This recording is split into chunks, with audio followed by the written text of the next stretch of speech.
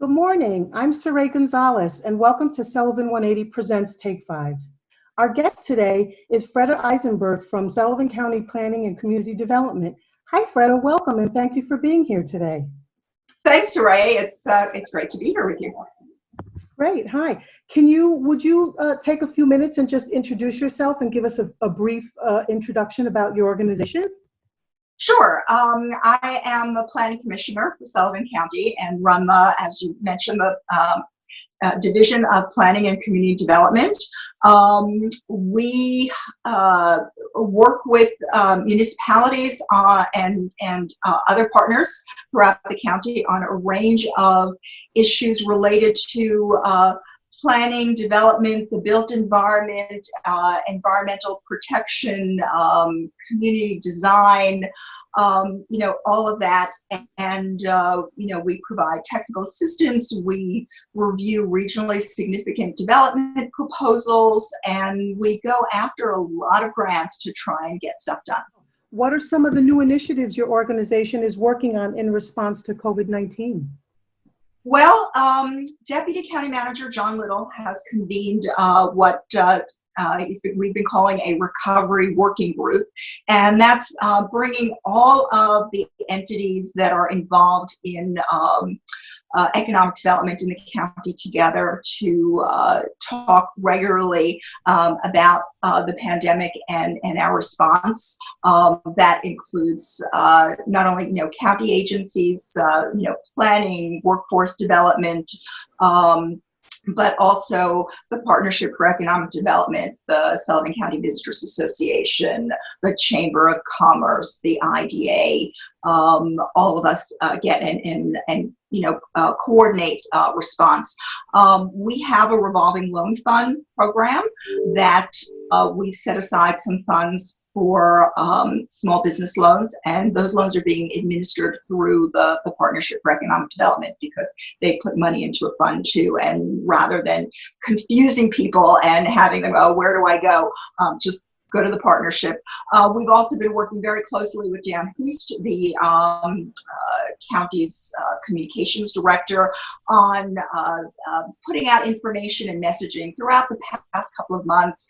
We've been inundated with information about the payroll protection program, the other SBA loans for small businesses, the regulations from the state about what can be open, what can't be open, and we try and disperse that information. Initially we've been doing it, as we've gotten it, and it's been a little overwhelming, frankly. Recently, we've worked on cutting it down to just the essentials and making a web page on the county site that's a little easier to navigate. Mm-hmm. But we've assembled both public and private resources for businesses on not only funding, but also, managing employees, safe conduct, pretty much the whole gamut, and we want to be a resource for businesses.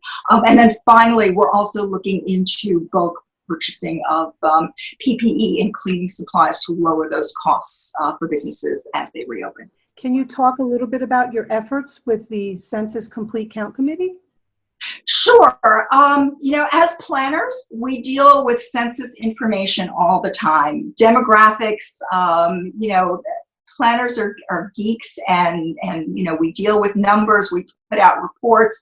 When we go after grants, they're always asking for data, which we rely on the census to provide. So it's a very, very important tool for us. It's also important.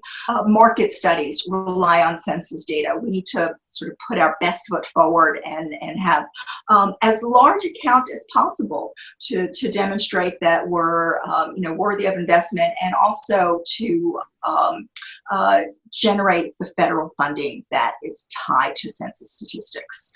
So about a year ago, we worked with the county legislature, and they formed a complete count committee, which you, Saray, are an instrumental person, in that effort.